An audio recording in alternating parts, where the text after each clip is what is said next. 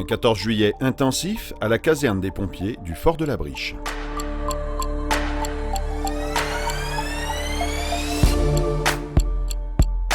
Si la rénovation d'ouvrages SNCF amène toujours des chantiers exceptionnels, celui du pont-rail de la rue du Fort de la Briche à Saint-Denis fait partie des plus audacieux. Un combat contre le temps pour mener à bien un défi technique de 4 jours. Le pont-rail, dit du Fort de la Briche, est situé sur le réseau Grande Ligne Paris-Dieppe et le réseau RER H entre les gares de Saint-Denis et Épinay-Villetaneuse. Il permet le franchissement de la D24, rue du Fort de la Briche, sur la commune de Saint-Denis. Le projet, confié au groupement FHTP, Eiffage Construction Métallique et Eiffage Rail, consiste à remplacer le tablier métallique situé au-dessus des voies SNCF par 4 tabliers mixtes acier-béton de type Rapub. Le pont qui est derrière moi est âgé d'environ 80 ans et il est vraiment en fin de vie. Donc il a été décidé par la SNCF de le remplacer complètement, de remplacer les tabliers et de garder une partie des appuis qui, eux, sont plutôt sains. Ce pont date de 1934. Il a déjà subi 2 grosses opérations d'entretien. Au fur et à mesure des visites successives et en prenant en compte les opérations de maintenance qui ont déjà eu lieu, on a décidé de remplacer le tablier métallique au vu des dépenses déjà réalisées dessus. Pour remplacer le pont-rail avec un minimum de gêne à la circulation routière et ferroviaire, la seule alternative envisageable consiste à réaliser les tabliers sur une aire de préfabrication à 500 mètres des voies ferrées et à les amener jusqu'à leur emplacement définitif en une seule opération. Cette opération a lieu du 11 au 15 juillet 2015. Alors on a choisi ce week-end parce que c'est un week-end qui a 4 jours. Donc ça nous permet d'avoir une grande amplitude pour réaliser les travaux puisqu'on a 4 tabliers à remplacer, que ça nécessite un temps assez long. Samedi 11 juillet 2015, minuit, le premier feu d'artifice du week-end s'embrase au Fort de la Briche.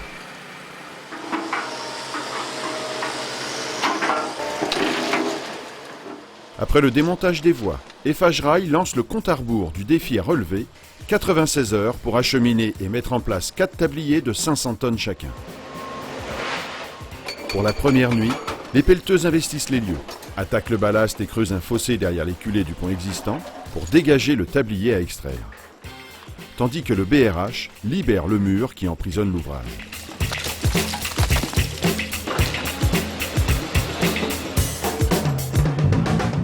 Et sous le pont, les équipes d'Eiffage Construction Métallique s'attellent à déchausser le tablier. On essaye de débrider les appuis qui doivent être maintenus par la rouille. Pas prendre tout le poids avec le camac demain. On lève de 5 mm et on regarde si ça décolle. Combien de pression? Il monte 5000, là, 5000. C'est bon. 5000. Pression 150.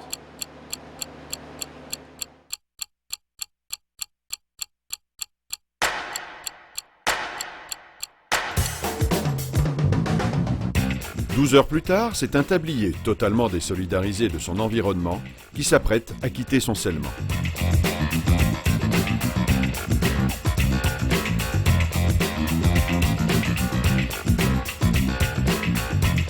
Le chariot automoteur de Sarins, calé sous l'ouvrage, déplace les 350 tonnes que constitue l'ancien tablier métallique. Une plateforme de 30 mètres sur 30, vérinée à 5 mètres de hauteur, translate pour être déposée quelques mètres plus loin. Il sera démantelé à la suite du chantier. 80 années de passage de train évacuées en quelques minutes. À l'autre bout, la trouée n'est pas longtemps laissée béante. Rapidement, une nuée de pelleteuses investit la place et c'est le bal des BRH.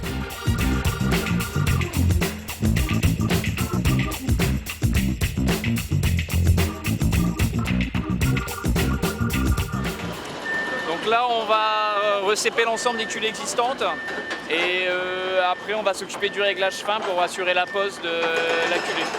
Recéper les culées, ça signifie démolition et remise à niveau des sommiers existants pour réduire la hauteur des appuis, puis préparation des assises avant d'accueillir les nouveaux tabliers. Une fois ce recépage terminé, nos équipes d'FHTP vont préparer l'assise des nouveaux ouvrages avec un line mortier, faire des carottages pour pouvoir mettre des aciers de liaison entre les chevêtres et les culées existantes. Une besogne qui durera jusqu'au matin.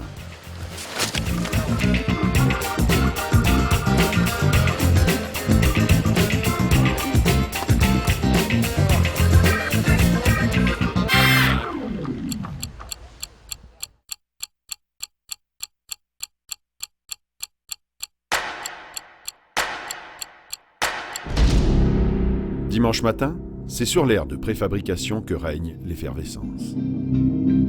À la mi-matinée, les camags, calés sous le premier ouvrage, se mettent en branle. Une particularité de cette opération, c'est qu'on va pouvoir déplacer les tabliers avec leurs 2 chevêtres qui seront suspendus donc à ce tablier, ce qui nous permet en fait d'obtenir uniquement 4 colis, alors que si on avait préfabriqué les chevêtres et si on les avait posés à part, on aurait été obligé donc de poser les chevêtres plus les tabliers, ce qui aurait été beaucoup plus long pendant le week-end et compliqué étant donné la présence des caténaires qui empêchent tout grutage. Cette solution technique, mise en œuvre par FHTP, va permettre de faire gagner un temps considérable à l'opération.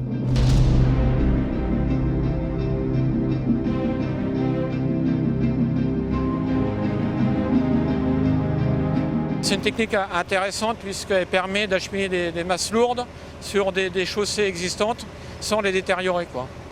Et les tabliers, par exemple, quand on rachemine, ils auront déjà dessus toute l'infrastructure ferroviaire. On aura une couche de ballast et le panneau de voie directement intégré dessus pour gagner du temps à la reddition, pour faire un week-end de travaux un peu plus court et dense. Moins d'1 heure après le départ, le premier apub accède sans encombre jusqu'à son emplacement et se pose, tel un aigle impérial dans son nid.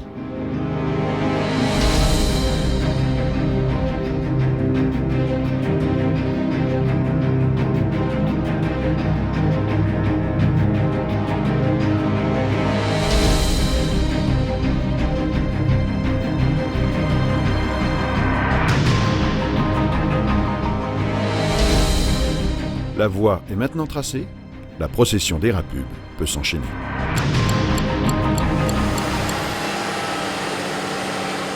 Le temps de replier les camags, de rapatrier l'engin jusqu'à l'aire de préfabrication, puis de le caler sous le 2e tablier, la marche solennelle redémarre.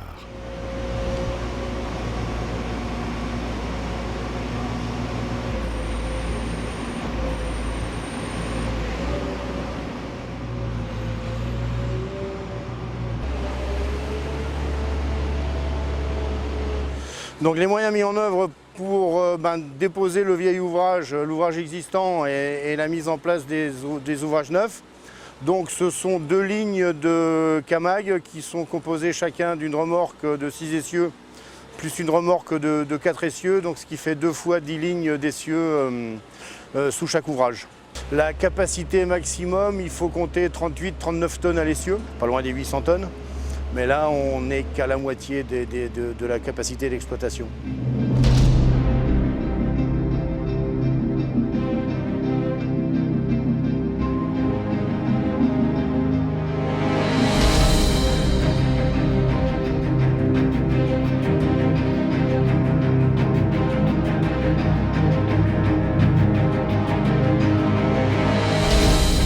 Pendant l'opération, il nous fallait laisser l'accès à tous les riverains pour emprunter la rue du Fort de la Briche. Il nous fallait aussi surtout, ce qui était très important, c'était laisser passer les pompiers pour qu'ils puissent partir en intervention sans pouvoir les bloquer, ne serait-ce qu'une minute.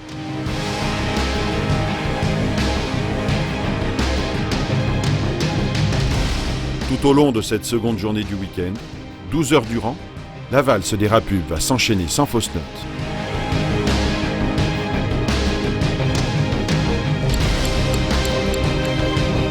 À une cadence enflammée, les tabliers s'emboîtent les uns à côté des autres, se collent au millimètre près sur leur piédestal définitif pour ne former plus qu'un à la tombée de la nuit.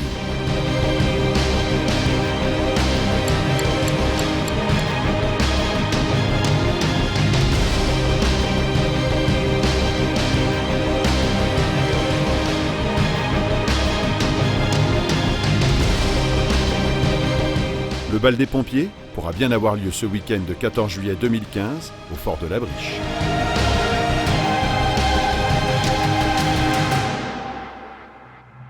Ça y est, c'est posé, on est en train de poser le dernier tablier. J'espère qu'il va être pile poil à sa place, mais il n'y a pas de raison puisque tous sont vraiment au centimètre près. Ça, pour l'instant, on a à peu près 12 heures d'avance. Donc on va essayer de les garder et on va permettre à FH Rail de démarrer plus tôt. Voilà.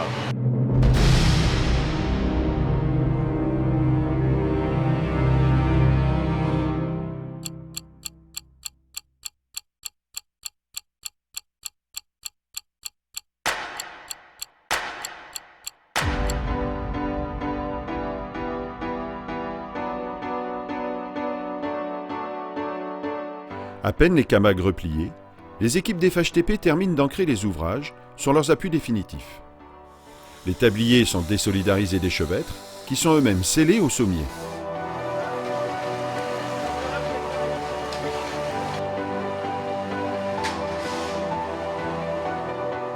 Et des murets préfabriqués sont mis en place en prolongement des culées.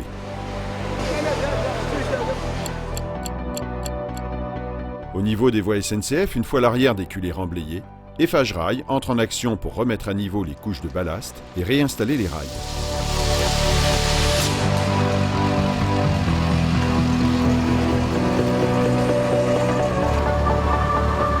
Les voies sont rendues à l'heure et le timing a été respecté.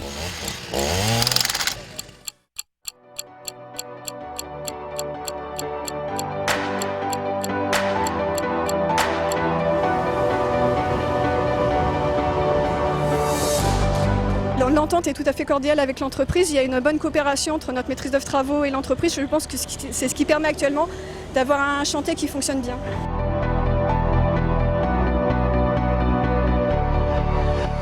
C'est l'aboutissement de tout un travail d'équipe dans sa globalité, entreprise, bureau d'études, maîtrise d'œuvre travaux, opérateur sur le chantier. C'est très intéressant et c'est très enrichissant. À chaque fois, chaque chantier à la SNCF, en général, c'est très différent et c'est jamais une redite, quoi. C'est toujours nouveau. On éprouve déjà un grand soulagement après 3 jours de travail intense. Et puis c'est l'aboutissement d'un an de travail avec toutes les équipes, avec la SNCF. Donc c'est vraiment un grand moment. On est très soulagés, très contents.